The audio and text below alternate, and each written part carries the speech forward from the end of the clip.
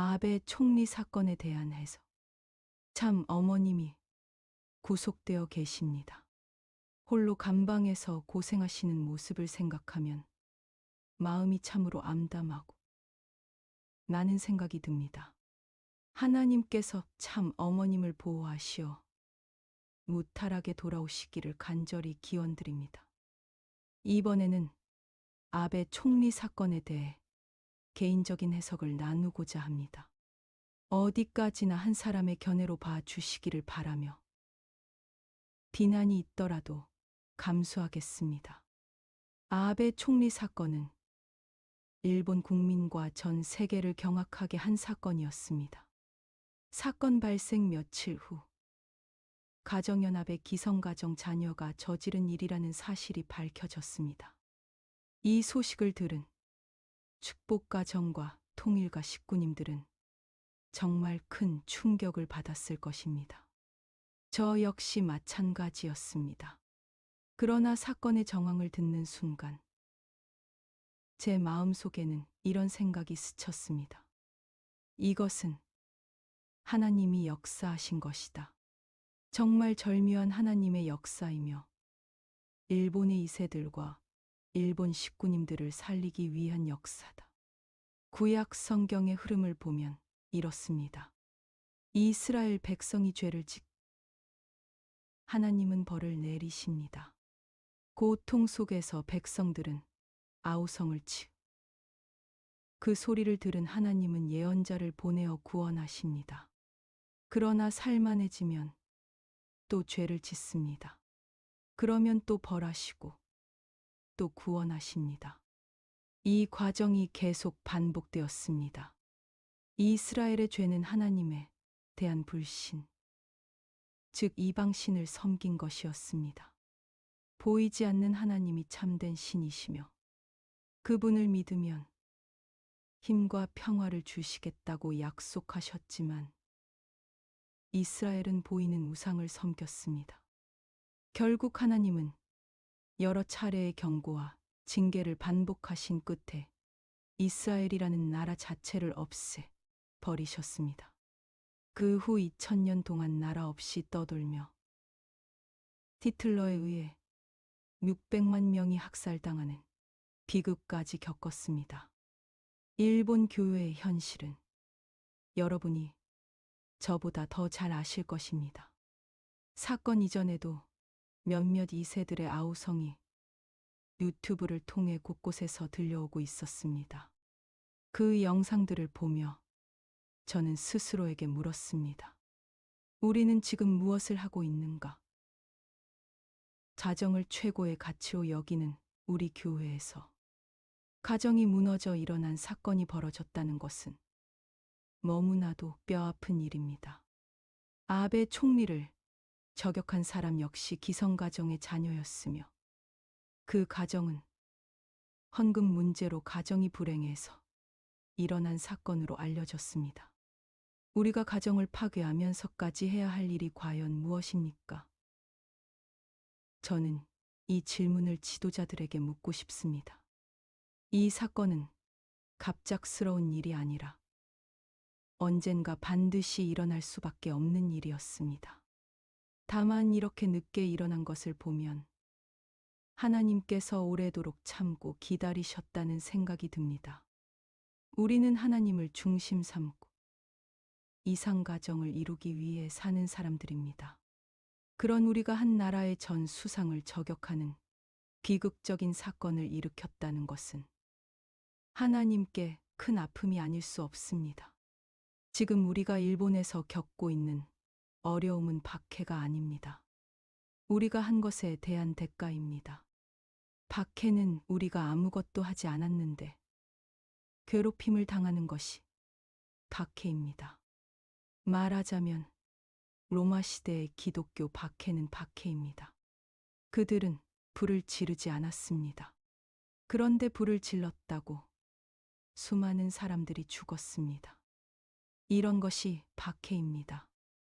참 아버님께서는 구원의 섭리를 완성하기 위해서는 잃어버린 참된 몸과 마음이 하나 된 아들, 딸로서 절대적으로 하나 된 부부로서 참 사랑을 중심하고 완전히 하나 되어 하나님과 영원히 같이 살 수 있는 참 가정을 이루어야 한다고 말씀하셨습니다.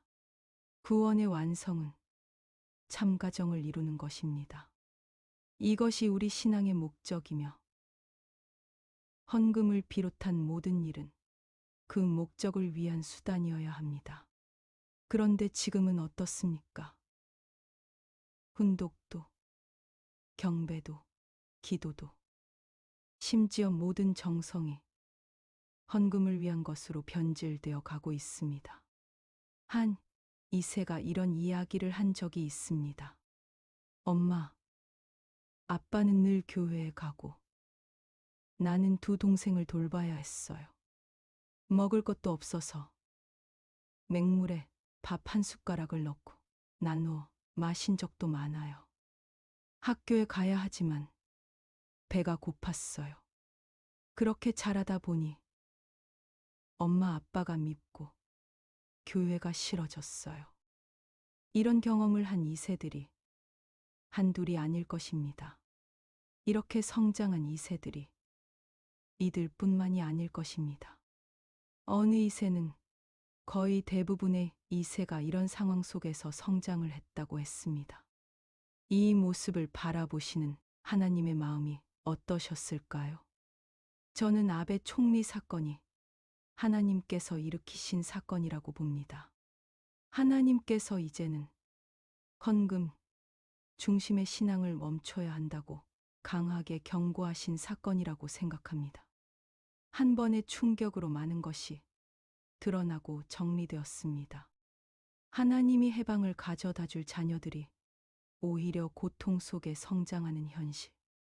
그것이 바로 하나님께서 분노하신 이유입니다.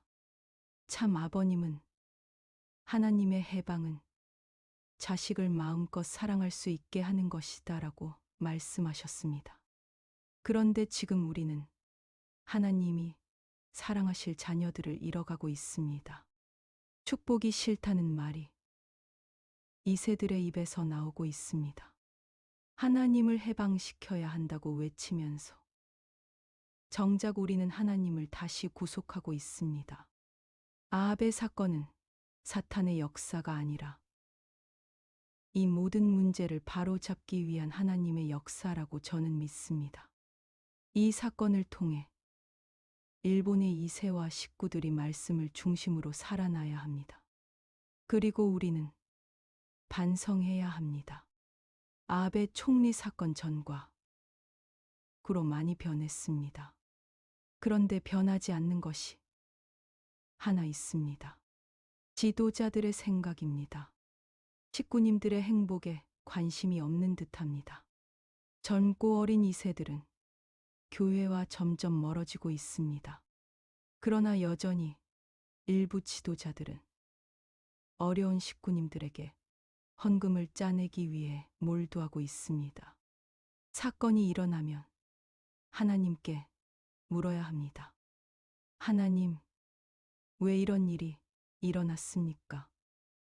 그런데 제 귀에는 하나님께서 이렇게 말씀하시는 것 같습니다.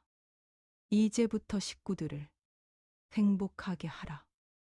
지도자들에게 왜 이 음성이 들리지 않는 걸까요? 이토록 큰 충격을 주셨다면 이제는 정신을 차려야 하지 않겠습니까? 말씀으로 돌아가자. 말씀대로 사는 신앙을 하자. 왜 이런 소리는 들리지 않고 H1 쪽에서는 사건을 분석하기에 바쁠까요? 왜 말씀을 중심한 성찰이 없을까요? 우리들이 행복한 가정을 이루기 위해 노력을 했더라면 일어나지 않았을 일입니다.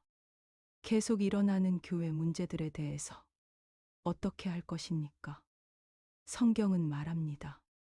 이스라엘이 정신을 차리지 않으면 하나님은 벌하시고 그래도 회개하지 않으면 더 큰 벌을 내리신다고. 결국 감당할 수 없는 벌을 받. 이스라엘은 나라 없이 흩어진 디아스포라의 시대를 맞았습니다. 우리가 이스라엘과 기독교의 전통을 이어받은 선민이라면 이 교훈을 잊지 말아야 합니다. 이제부터는 식구들의 행복, 자녀들의 건강한 성장, 그리고 축복의 전통이 이어지는 참가정의 길에 집중해야 합니다.